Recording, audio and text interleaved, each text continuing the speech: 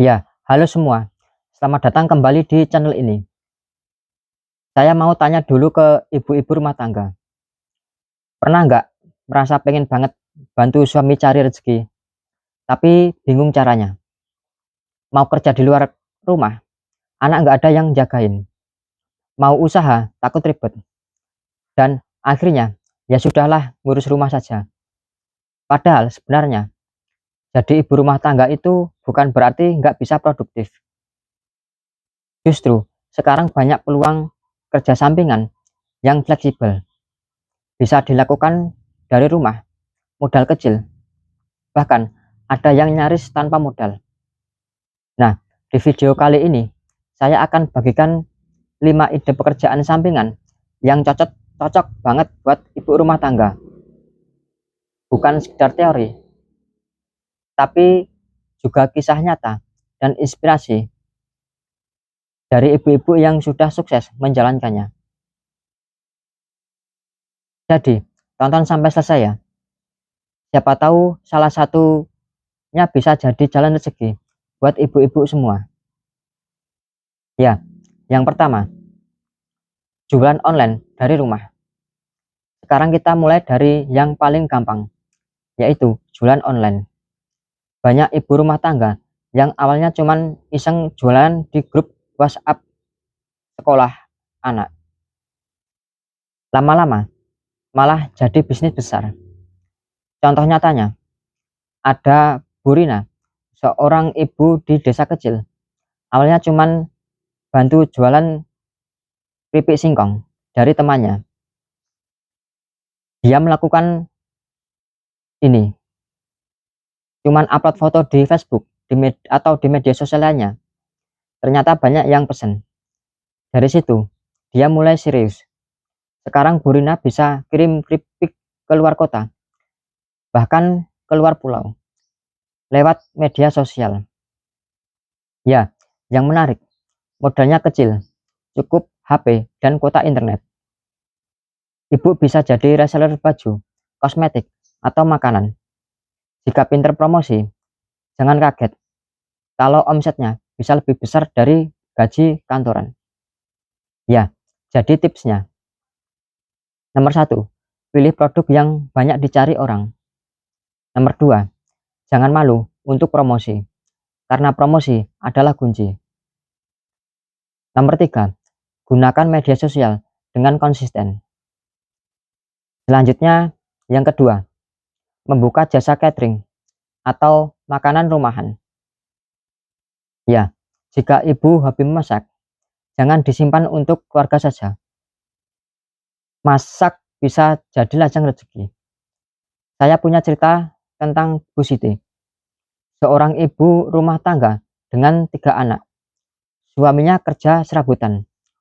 Penghasilannya belum tentu. Awalnya Bu Siti cuman masak buat keluarga. Lalu, suatu hari, tetangga pesan makanan untuk acara arisan kecil. Nah, dari situ, ternyata banyak yang suka. Sekarang Bu Siti sudah punya catering rumahan dengan belasan pelanggan setiap minggunya. Ya, dia mulai dari dapur sederhana, tanpa alat mahal, yang bikin pelanggan kembali bukan karena dapurnya mewah, tapi karena masakannya yang enak, harganya pas, dan pelayannya ramah. Ya, catering ini fleksibel. Ibu bisa pilih fokus ke catering harian, snack box, atau nasi kotak untuk acara. Jika dijalanin terus, penghasilannya bisa jutaan rupiah per bulan. Kemudian yang ketiga, jasa jahit atau permak baju. Zaman sekarang, orang cenderung lebih suka memperbaiki baju daripada beli baru. Nah, ini peluang besar. Misalnya, ada ibu Tati tinggal di kampung dan punya mesin jahit warisan ibunya. Dulu, dia cuman jahit untuk anak dan suami. Tapi suatu hari, ada tetangganya yang minta tolong, yaitu mengancilkan atau memperbaiki celananya. Ya, dari situ, pesanan datang bertambah. Ada yang minta permak, ada yang minta jahit seragam anak sekolah, bahkan bikin baju pesta. Sekarang, walau hanya bukan jasa jahit dari rumahan, penghasilannya lumayan. Dan yang menarik, Ibu Tati bisa mengatur waktu sendiri, sambil jaga anak, sambil kerja, tetap bisa menghasilkan uang. Ya, jadi jika ibu punya mesin jahit, jangan disimpan saja. Buka jasa jahit kecil-kecilan, lama-lama bisa berkembang jadi usaha besar. Kemudian ide yang keempat, bisnis tanaman hias atau bibit. Ya, jika ibu suka berkebun, ini sangat cocok. Ya, pernah ingat nggak waktu pandemi kemarin, harga tanaman hias bisa gila-gilaan. Satu pot monstera bisa jutaan rupiah. Tapi meskipun sekarang sudah normal, bisnis tanaman tetap menjanjikan. Ya, saya ada cerita menarik dari Bu Dewi. Dia awalnya suka menanam bunga di halaman. Tanaman itu sering dipuji tetangga. Lama-lama, tetangganya minta dibelikan. Dari situ, Bu Dewi sadar, hobinya bisa jadi usaha. Dia mulai menjual bibit tanaman hias lewat marketplace online. Sekarang, bahkan pelanggan datang dari luar kota. Ya, keuntungan lahir dari bisnis tanaman adalah ibu bisa menyalurkan hobi, rumah jadi lebih asri, dan tetap menghasilkan uang. Jadi, tipsnya adalah nomor satu, mulai dari tanaman yang mudah dirawat. Nomor dua, gunakan media sosial untuk promosi. Nomor tiga, rajin berbagi tips perawatan supaya orang tertarik membeli. Ya, selanjutnya, ide yang kelima, jadi konten kreator atau freelance online.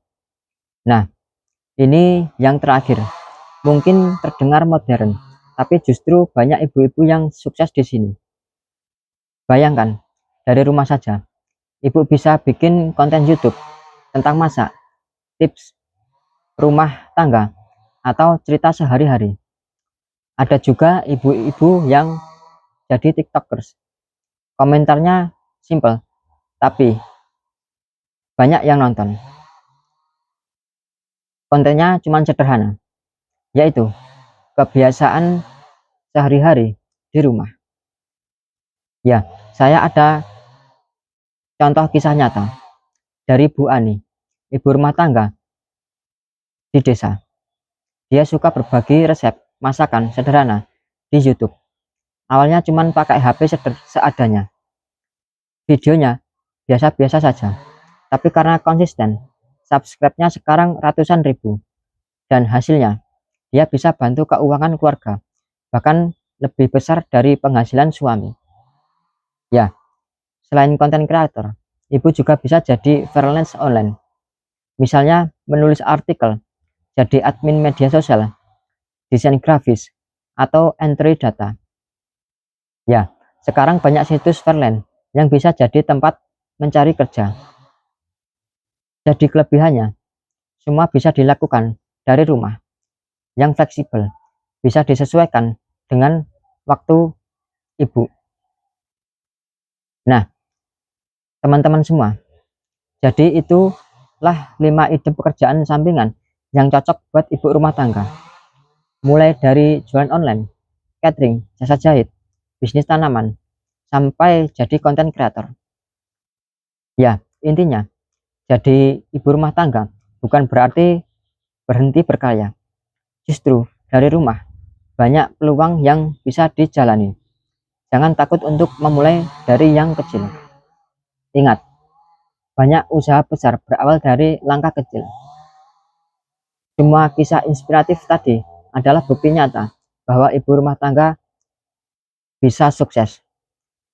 Kuncinya ada 3, yaitu niat, konsisten, dan berani mencoba. Sekarang, saya ingin tanya, dari 5 ide tersebut, mana yang paling menarik buat ibu-ibu semua? Coba tulis di kolom komentar. Siapa tahu bisa jadi inspirasi untuk yang lain. Dan jangan lupa like, share, dan subscribe supaya makin banyak ibu-ibu di rumah yang dapat semangat untuk berkarya. Terima kasih sudah menonton. Sampai jumpa di video berikutnya. Semoga sukses selalu menyertai langkah kita semua.